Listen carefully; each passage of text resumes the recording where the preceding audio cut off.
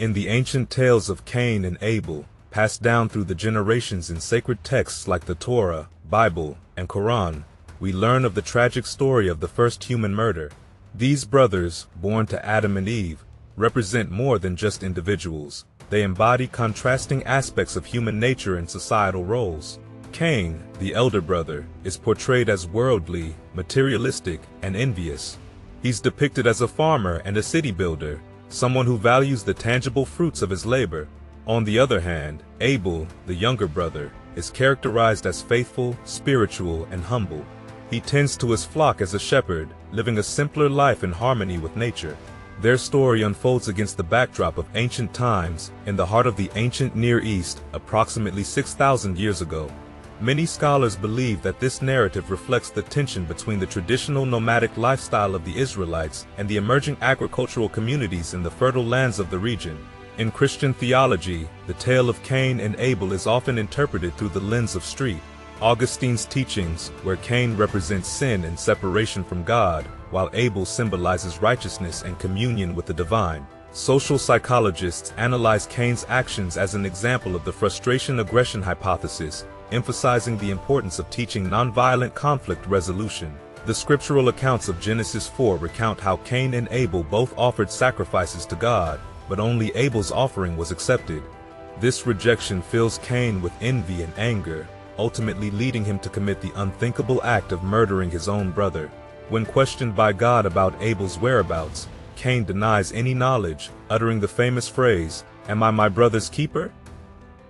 In the aftermath of the murder, God curses Cain to a life of wandering, but also protects him from retaliation by placing a mark upon him. Despite his curse, Cain goes on to father children and even found a city named Enoch, a testament to the complexities of human nature. And the aftermath of Cain's murder of Abel raises profound theological and philosophical questions about vengeance, pacifism, dualistic separation, and reconciliation. In the Torah, God's frustration with humanity's descent into violence, stemming from Cain's actions, leads to the Great Flood as a means to start afresh with Noah's family. Noah, a descendant of Seth, represents a contrast to the corrupt society descended from Cain and Abel. Classical and esoteric texts depict Abel as the first innocent victim of evil, elevated to the status of the first martyr. The Book of Enoch portrays Abel as the chief of martyrs in Sheol, seeking vengeance against the seed of Cain. However, other interpretations suggest Abel's role as a judge of souls, emphasizing his impartiality and divine authority. The method of Abel's murder varies across traditions, but many depict him as refusing to defend himself against Cain, embodying principles of pacifism and nonviolence. In Christian theology, Abel's death is compared to that of Jesus, with Abel representing a demand for vengeance and Jesus advocating for mercy. Street. Augustine's dualistic interpretation contrasts Cain's earthly city of corruption with Abel's heavenly city of righteousness. This perspective often led to religious bigotry and a division between church and state. However, critics argue for a paradigm of reconciliation, emphasizing the need for unity and harmony between Abel-type and Cain-type individuals. Rabbi Arthur Vasco and Jeff Dietrich advocate for reconciliation, viewing it as essential for restoring balance and peace. In modern times, this Cain-Abel division manifests in religion, politics, and the economy, necessitating mutual reconciliation for societal progress and fulfillment. Ultimately, the story of Cain and Abel prompts reflection on humanity's capacity for violence and the potential for redemption through reconciliation and mutual understanding. And the curse and mark placed upon Cain after he murdered Abel have sparked much debate and interpretation throughout history.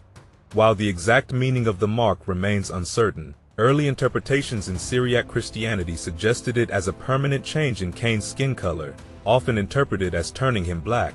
Unfortunately, this interpretation was later used by some Protestant groups to justify racist ideologies, such as slavery and apartheid, although most Protestant denominations have since rejected these views.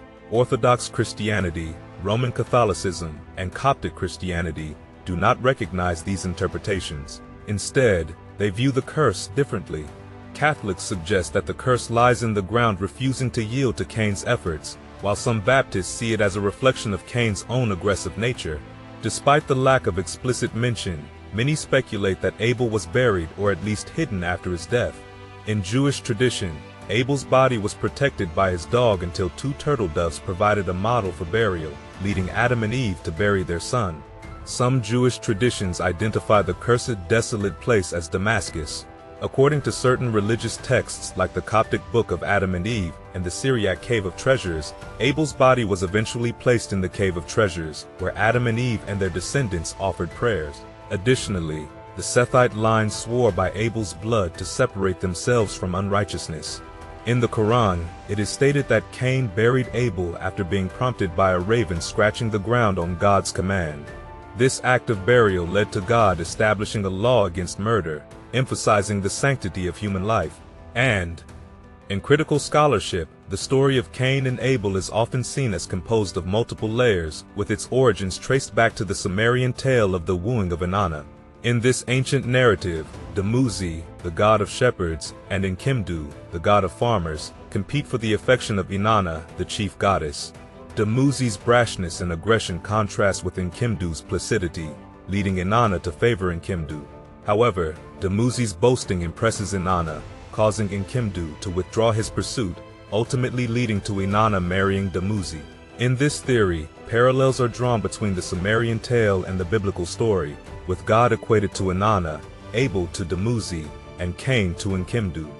The competitive aspect of the story, particularly Cain's wandering away, is emphasized, along with the involvement of a beautiful woman in extra-biblical traditions.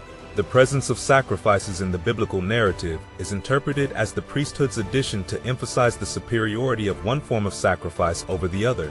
As mythology evolved, Dumuzi became associated with Enkidu, evolving into a general agricultural deity with ties to the yearly crop cycle. Dumuzi's role expanded to that of a life, death, rebirth deity, reflected in myths of his annual death and resurrection. The murder of Dumuzi by Inanna, driven by anger and jealousy, is believed to be the source of the murder of Abel in the biblical narrative. The story of Cain and Abel also holds parallels with biblical condemnations of city building in worldly ways, such as those found in the narratives of Babylon and Sodom and Gomorrah. It is suggested that biblical writers, particularly during the Babylonian captivity, sought theological justification for pastoral lifestyles while condemning the urban, worldly practices of their captors. And the names Cain and Abel, originating from the Hebrew scriptures, hold significant meaning in the narrative of their story. In the modern Hebrew transliteration, Cain is known as Cain, while Abel is referred to as Hevel. In Islamic tradition, Abel is named Habil, while Cain is commonly referred to as Qabil. The meaning behind their names adds depth to the biblical tale. Abel's name, Hevel in Hebrew, is associated with concepts like pointless or lamentation. Some interpretations suggest wordplay, indicating the brevity of Abel's life and the futility of his fate. In contrast, the name Cain is thought to be derived from a word meaning metalsmith, reflecting his role as an agriculturist. Similarly, Abel's name is linked to pastoral farming, emphasizing their respective occupations in the story. An erroneous English etymology once suggested that Abel meant source of God, but this is debunked by the original Hebrew text. Theological explanations vary across religious traditions, with Judaism emphasizing blood sacrifices and Christianity interpreting Abel's offering as an act of faith. Classical Christian theology, particularly championed by Augustine, uses Cain and Abel as symbols of contrasting human attitudes, selfishness versus devotion to God. Mormonism adds a dimension of Cain's preference for Satan over God, influencing his actions. While jealousy over God's favoritism is commonly cited as Cain's motive for murdering Abel, alternative interpretations exist. Some sources, like the Midrash and Quran, suggest rivalry over a woman as the catalyst. In Mormon tradition, Cain's jealousy stems from Abel's livestock, as recounted in the Book of Moses.